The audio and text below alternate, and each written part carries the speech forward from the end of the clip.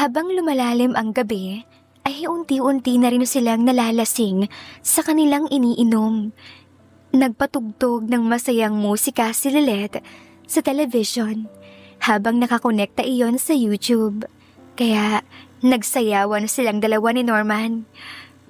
Nang mapagod, ay naisipan naman nilang mag-videoke na lang. Pero mahina lang dahil pasado na 10:00 noon. Tila sila ay magkarelasyon na masayang nagse-celebrate ng anniversary at wala nang pakialam sa mundong kanilang ginagalawan. Hanggang sa bigla silang nagkatitigan. Punong-puno ng pananabik ang mga mata ni Lilette, habang ang mga mata naman ni Norman bakas ang kaba at pagiging curious sa bagay na yon. Wala pang karanasan sa ganoong bagay ang binata, kaya naman excited ito kahit na kinakabahan sa maaaring mangyari sa kanila ni Lilette sa gabing iyon. Biglang dinawid ni Lilette ang pagitan nilang dalawa ni Norman. Ramdam ni Lilette ang panginginig ng kamay ng binata, kaya napangiti siya at humiwalay saglit. Wala ka pang experience, no? Nakangiting tanong ni Lilette. Oh, sorry. Nahihiya namang sagot ni Norman. Good. Ako na ang magiging teacher mo sa gabing to. Nakangiting uwi ka ng dilag at sinimulan na ang komprehensibong pagtuturo sa bagay na wala pang nakakapagturo kay Norman kahit kailan. Sa gabing yon, naganap nga ang unang karanasan ni Norman sa bagay na madalas pinapangarap lamang niya.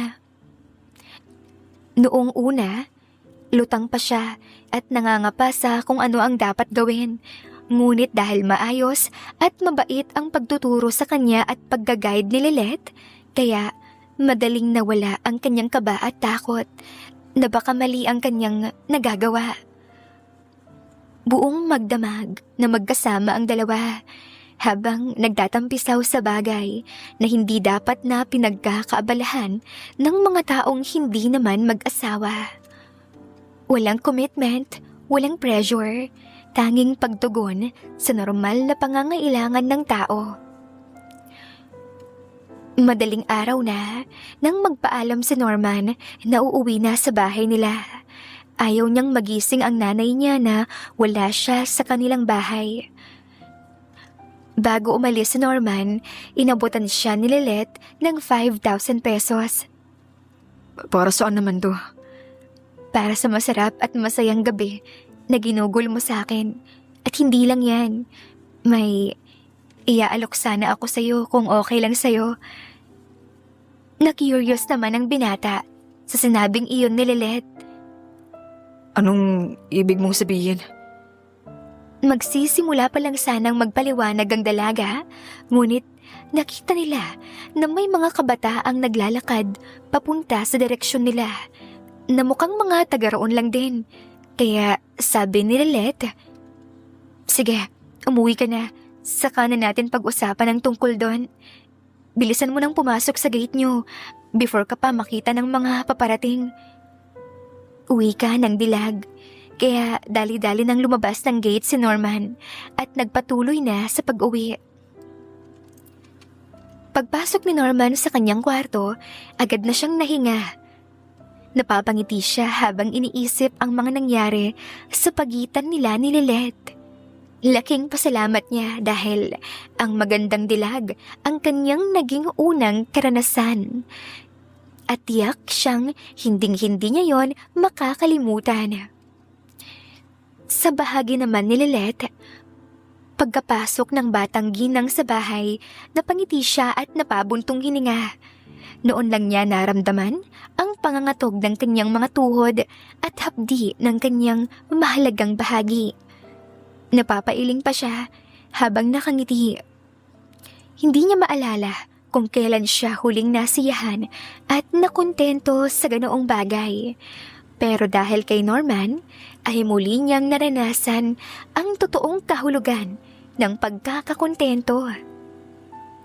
Dumiretso na muna siya sa banyo at naligo bago siya natulog ng mahimbing. Kinabukasan, pasado 10:00 ng umaga, noong magising si Norman. Nagkataong walang pasok sa trabaho ang kanyang ina dahil day off nito. Pagkababa niya, naririnig niyang may kausap sa labas ng bahay ang kanyang ina. Noong kanyang tingnan kung sino, nanlaki ang mga mata niya noong makitang si Lilith ang kausap nun. May mga iniaabot na mga naka-tupperware na ulam. Tapos nagpasalamat naman ang kanyang ina at pumasok na. Agad na lumapit sa kusina si Norman at nagsipilyo para hindi mahalata ng kanyang ina na nakasilip siya habang kausap nito ang magandang ginang na kanilang kapitbahay. Pagkapasok ng kanyang ina sa kusina ay sabi noon, "Anak, ang ganda naman pala ng kapitbahay natin, ano? Ang bait pa. Heto nga nagbigay ng mga ulam. Kahapon daw birthday niya, kaya maraming tirang pagkain. Nakilala mo na ba yun, anak?"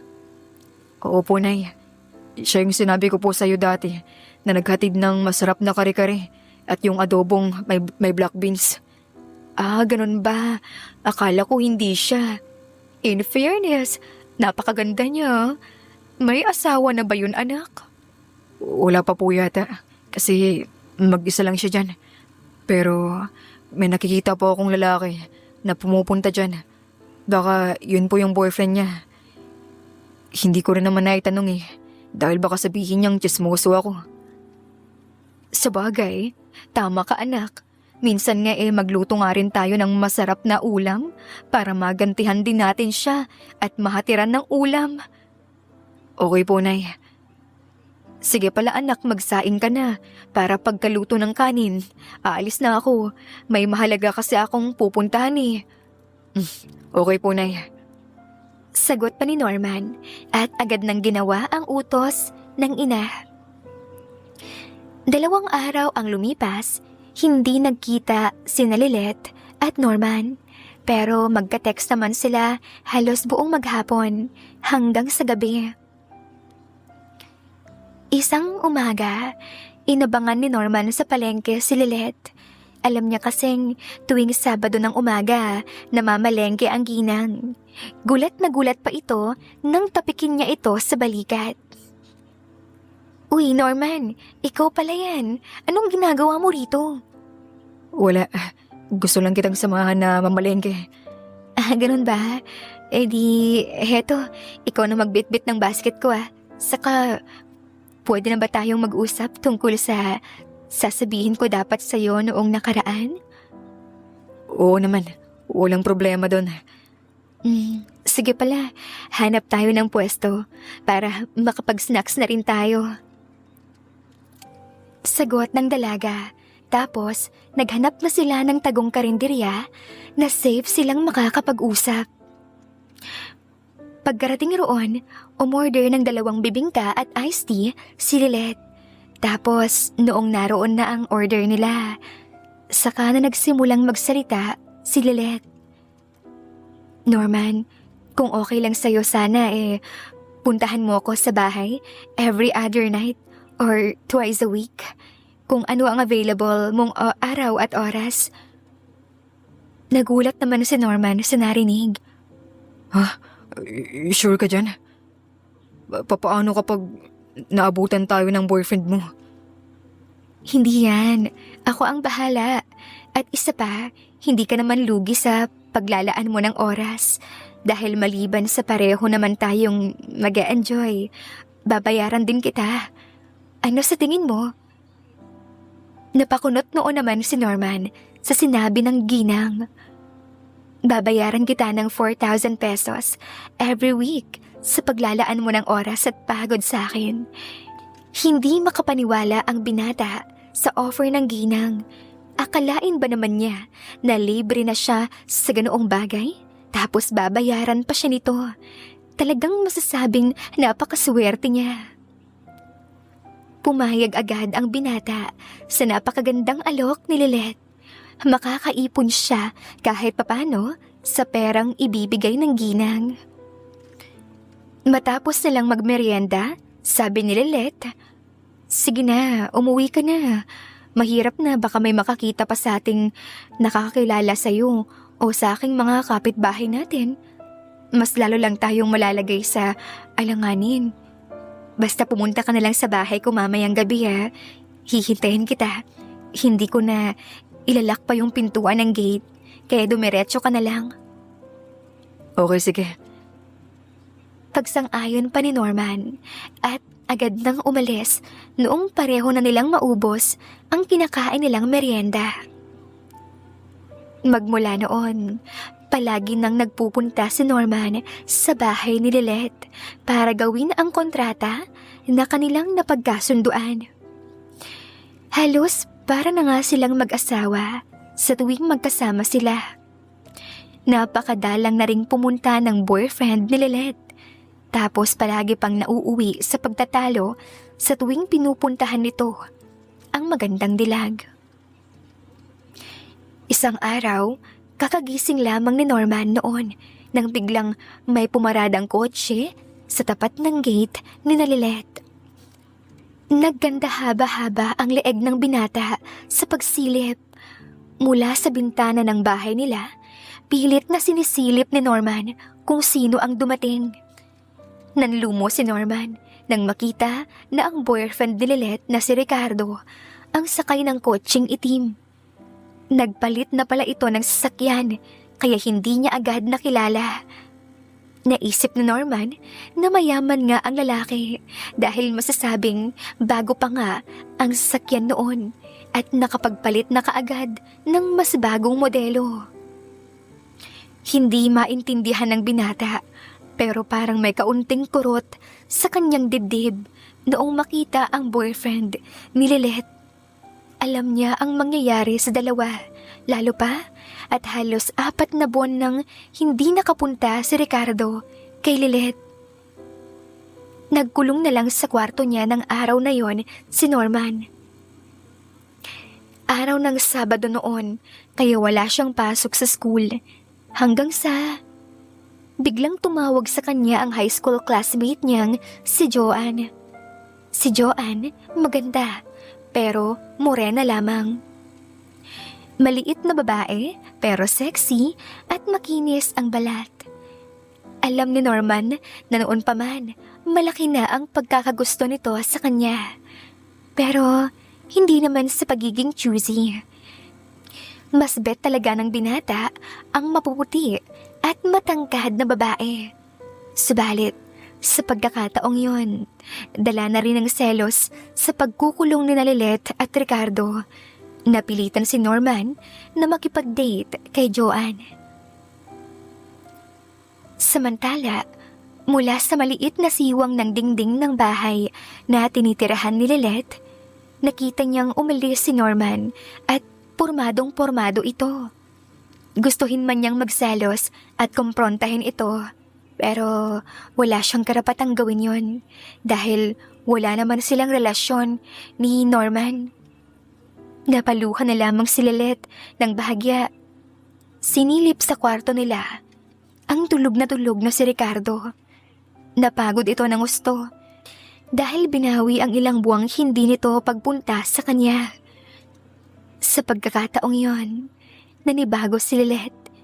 Kung dati, madaling sumuko ang sandata ni Ricardo, pero sa buong maghapon na yon, naging matatag ito at aminado naman si Lilet na nasiyahan din siya. Halos 1 linggong nagstay si Ricardo sa piling ni Lilet, kaya walang pagkakataon para magkita sila ni Norman. Sa totoo lang, miss na miss niya na ang binata. Nang minsang nagkasalubong sila sa kanto nang bumili siya ng pandesal, umiwas ng tingin sa kanya si Norman. May kulay pulang marka din siyang nakita sa leeg ng binata. Alam ni Lilet na nakikipagkita na ang binata sa ibang babae.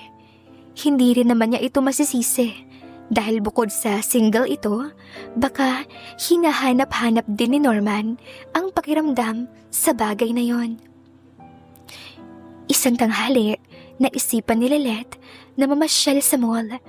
Ayaw kasing mag-reply ni Norman sa mga text niya at ayaw din itong sagutin ang mga tawag niya. Pumasok sa isip ni Lilet na baka may serious relationship na si Norman, kaya hinayaan na lang niya ito.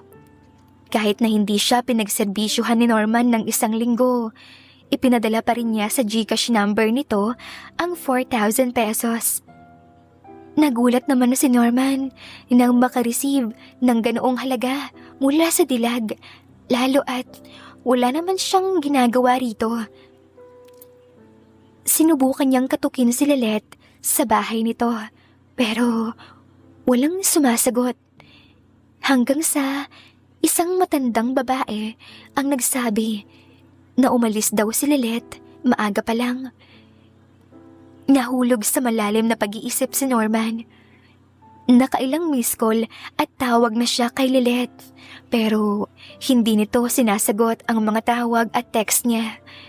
Naisip niyang baka may ibang lalaki na nagustuhan si Lilet, o baka magkasama na ang mga yon sa oras na nag-aalala siya.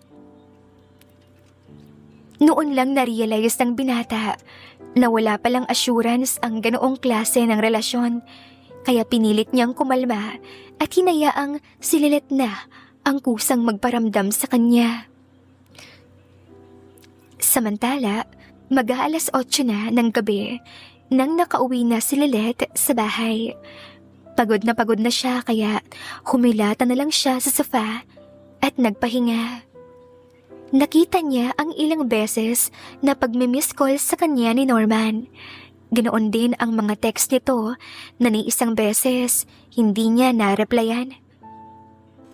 Wala namang galit si Lilet sa binata. Sinasanay lang niya ang sarili na unti-unting mawala ang presensya ni Norman. May bago siyang plano para sa sarili niya at gusto rin niyang maging madali kay Norman ang lahat. Kinabukasan, maaga pa lang, nangatok na si Norman sa bahay ni Lilet. Naniningkit ang mga mata ng ginang. Kitang-kita niya ang pagkamot sa mukha ng binata. Ate, pwede ba tayong mag-usap? Sa pagkakaalam ko, nag-uusap na tayo. Saan ka nang galing kahapon?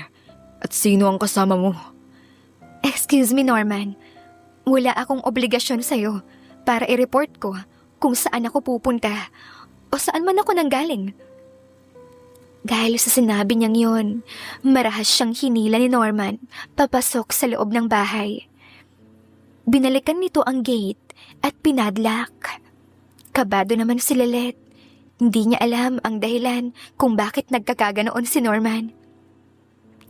Pagkabalik ng binata, walang pagdadalawang isip nitong tinawid ang pagitan nila ni Lilet. Hindi na rin naman nagpakipot pa ang magandang ginang. Kusa na siyang bumigay sa gustong mangyari ni Norman dahil pareho lang silang sabik sa isa't isa. Inamin ni Norman na may girlfriend na siya at yun ay ang dati niyang classmate na si Joanne. Medyo nasaktan ng ego ni Lilet pero hindi siya nagpahalata. Hindi rin naman kasi niya kontrolado kung kailan darating at aalis si Ricardo. Sa tuwing pupunta ito sa kanya, kaya hindi nito maiiwasang maghanap talaga ng iba, si Norman. Lalo at sanay na ito na weekling may nagaganap sa kanila. Noong matapos sila sa kanilang pinagkakaabalahan, ay humingi ng paumanihin si Norman. Sa kanyang pagiging marahas, ngumiti naman ang dalaga at sinabing, "Ayos lang yon. Mas gusto ko yon. At least, sa ganoong paraan, ay nararamdaman kong mas sabik ka sa akin kesa sa kasintahan mo." Nakangiti niyang wika, tapos pinauwi na rin agad si Norman dahil maaga pa noon at baka may makakitang kapitbahay na naroon ang binata sa bahay niya. Matuling lumipas ang mga araw at taon. Dumating na ang araw na pinakahinihintay ni Norman. Yon ay ang araw ng pagtatapos niya sa college. Dumating ang tatay niya para dumalo sa kanyang graduation. Noon lang niya nakita kung paanong muling naging masaya ang nanay niyang si Loida. Masaya ako para sa iyo, Norman. At least ngayon gagraduate ka na. Makakahanap ka na ng trabaho at mas marami ka pang makikilalang mas maganda kaysa sa akin. Pero sana kahit minsan, maalala mo rin ako. Salamat din sa'yo, ate. At napakalaki ng naitulong mo sa akin. Paano kita makakalimutan? Saka, ikaw ang first ko, di ba? Ngumiti ng matamis si Lilette. Hinawakan nito sa pisngi si Norman, saka pinisil sa ilong na palagi niyang ginagawa. Mabuti na lang, hindi na halata ang binata sa kanyang nais ipahiwatig. Naghiwalay na nga ng tuluyan sina Lilette at Ricardo. Tumawag ito sa kanya, 3 araw na ang nakararaan. Malala ang diabetes nito at nagkakaroon na ng complications, kaya hindi na makakaya pang bumiyahe ng malayo. Umiyak nang umiyak si Lilette. Alam niyang kahit napapano, napamahal din siya sa lalaki. Ilang taon din ang tinagal ng kanilang relasyon, kahit na para silang aso at pusa na madalas mag-away. Bago sila tuluyang nawalan ng komunikasyon, ay nagdeposito ng ₱250,000 si Ricardo sa account ni Lilette para daw sa kinabukasan niya. 3 araw pagkatapos ng graduation ni Norman, tinawagan ni Lilette ang binata at in-invite na mag-inom sila bilang celebration sa pagtatapos ni Norman. Agad namang pumayag ang binata. Nagdahilan siya sa girlfriend niyang si Joanne na may aasikasuhin siya para sa trabahong aaplayan. Gulat na gulat si Norman dahil maganda ang ayos ng bahay ni Lilette na parabang may party talaga. Tapos maraming pagkain at mamahaling alak. Napakaganda ni Lilette sa dress nitong kulay itim. Bakat na bakat ang makurba nitong pangangatawan. Noong mag-umpisa na silang uminom, napaiyak ng tuluyan si Lilette. Alam niyang mamimiss niya ng sobra si Norman, katulad ng kung paano niyang namimiss si Ricardo. Bigla namang nataranta si Norman nang makitang umiiyak ang kaharap. Bigla tuloy siyang kinabahan sa kinikilos ni Lilette. Ilang araw na niyang napapansin ang tila paggabalisa nito. Inakala ni Norman na baka nag-away na naman ito at ng boyfriend na si Ricardo. Ate, may problema ka ba? Baka may gusto kang sabihin sa akin. Sabihin mo na. Baka ito na ang huling banding natin, Norman. Maraming salamat sa lahat-lahat. Kahit anong mangyari, hinding-hindi kita makakalimutan. At ang mga masasaya nating pinagsamahan sa loob ng halos 3 taon. Nabigla si Norman sa biglaang pamamaalam ni Lilette. Inamin na nga ni Lilette na hiwalay na sila ni Ricardo, kaya wala nang dahilan pa para magstay siya sa bahay na yon. At mahal ang renta, mauubos lang ang savings niya kung mananatili pa siya ron, wala naman siyang pumapasok na income. Hindi napigilan ni Norman ang mapaiyak. Napamahal na rin sa kanya si Lilette. Kahit baga noon ang setup nila, napamahal na rin talaga siya rito. Nalungkot si Norman, pero masaya pa rin siya dahil sinabi ni Lilette na kaya siya babalik sa probinsya nito sa Lucena City upang magnegosyo at mag-umpisa ng bagong buhay. Hindi inaksaya ni Norman at Lilette ang natitira nilang oras. Nagpakasaya sila buong magdamag at talagang sinulit ang bawat segundong magkasama sila. Bago magmadaling araw, inabutan ni Lilette ng sobre si Norman. Para saan naman to?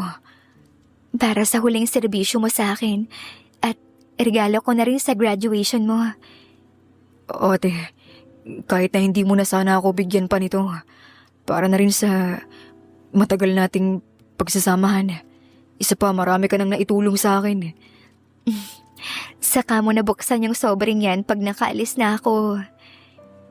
Nagyakap at nagpasalamat sila sa isa't isa bago tuluyang naghiwalay. Kahit papaano, naging magaan ang loob nila sa paghihiwalay nila ng landas. Makalipas ang 2 araw, nagising na lamang si Norman na wala na si Lilet sa bahay nito. Ayon sa kanilang kapitbahay, madaling araw pa lang nang umalis ang dalaga. Nakaramdam ng iba yung lungkot ang binata. Parte na ng buhay niya si Lilet, pero wala na siyang magagawa pa.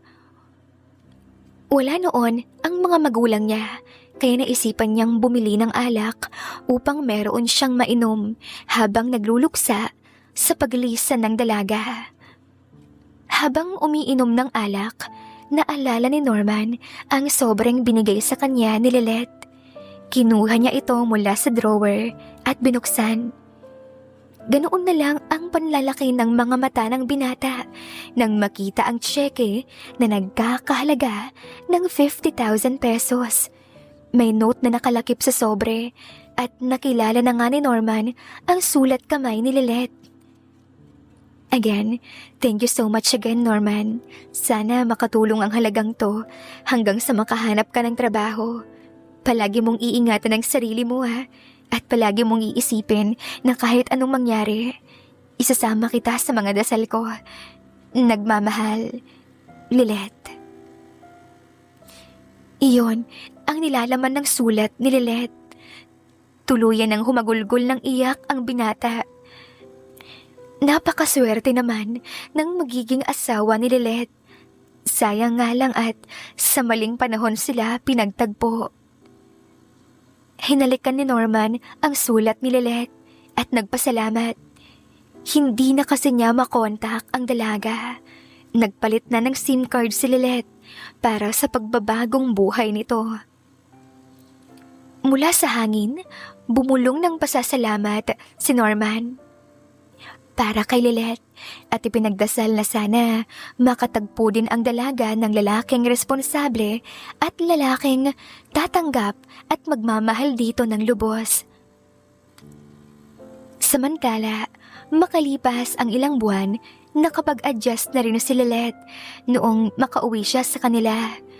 Nagtayo siya ng grocery, katuwang ang mga magulang niya.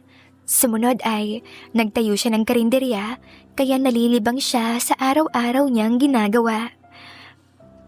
Hanggang sa may nakilala siyang abogado, si Attorney Nelson San Lazaro Jr., 37 years old, gwapo, matangkad, at may matipunong pangangatawan. Niligawan siya ni Nelson at kinalaunan naging magkarelasyon sila. Mabait, caring at mapagmahal ang abogado. Kaya naman, madaling nahulog ang loob dito ni Lilet. Tinanggap ni Nelson ang nakaraan ng dalaga. Masipag at mabait na anak si Lilet at madiskarte sa buhay. Makalipas ang 1 taon, nagpakasal na si Lilet at ang abogadong si Nelson. Sa kauna-unahang pagkakataon, naging masaya at kontento na ang dilag sa kanyang buhay dahil alam niyang wala na siyang naaapakang ibang tao. Nagpatayo ng malaking bahay sina Nelson at Lilet sa bayan. Inilipat nila doon at mas pinalaki pa ang kanilang negosyo. Walang pagsidlan ng kasiyahan ang puso ni Lilet. Patunay na kahit gaano man kahirap at kadilim ang landas na pinagdaanan, ay palaging may darating na tamang pagkakataon upang makamit ang buhay at relasyon na pinapangarap. Samantala, ikinasal na rin at nagkaroon ng 3 anak, sina Norman at ang dating girlfriend nito na si Joanne. Naging masaya na rin si Norman dahil kahit hindi kasing ganda ni Lilet, si Joanne, hindi naman matatawaran ang pagmamahal at effort na ginagawa nito sa kanya para mapatunayan na karapat-dapat din siyang mahalin ng tapat. Kaya kahit marami ang nagpaparamdam ng ibang mga kababaihan, nanatili ring tapat si Norman sa kanyang mabait na asawa. Wakas. Ayun, my loves, dito na po nagtatapos ang ating maganda at punong-puno ng mga maiinit na aksyon na kwento. Sana ay na-enjoy nyo ang pakikinig. My loves, kung bago ka lamang dito sa ating channel, huwag ka nang mahiyapang mag-subscribe ha. Marami pa akong i-upload rito. Pwede mo ring balikan ang napakarami nating upload noong nakaraan at siguradong mai-enjoy mo rin yon. Salamat sa pagkikinig, my loves ha. Take care and bye.